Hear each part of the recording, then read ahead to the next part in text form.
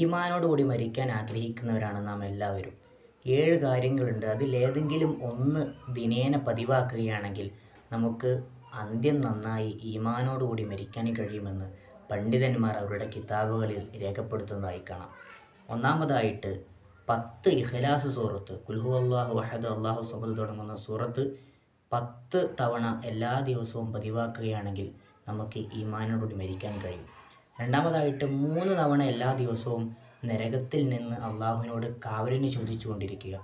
മൂന്നാമതായി ഹദ്ദാദ് റാത്തീബ് എല്ലാ ദിവസവും മുടങ്ങാതെ പതിവാക്കുക. നാലാമതായിട്ട് രഹസ്യമായി ആരുടെയും പ്രശസ്തി ആഗ്രഹിക്കാത്ത രീതിയിൽ രഹസ്യമായി സ്വതക്ക ചെയ്യുക. അഞ്ചാമതായി എല്ലാ ദിവസവും 10 പേരോടെങ്കിലും സലാം പറയുക. ആറാമതായിട്ട് ബാങ്കിന് ശേഷമുള്ള അല്ലാഹുമ്മ റബ്ബ ഹാദിഹി ദഅവത്തി തമ്മ തുടങ്ങുന്ന പ്രാർത്ഥന പതിവാക്കുക.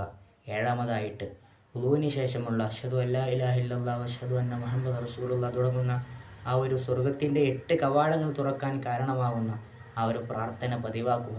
ഇതിലേതെങ്കിലും ഒന്ന് നമ്മുടെ നിത്യജീവിതത്തിൽ മുടങ്ങാതെ ചെയ്യുകയാണെങ്കിൽ അല്ലാഹു തആല നമുക്ക് ഈമാനോട് കൂടിയുള്ള മരണം തരുമെന്ന് പണ്ഡിതന്മാർ പഠിപ്പിക്കുന്നു.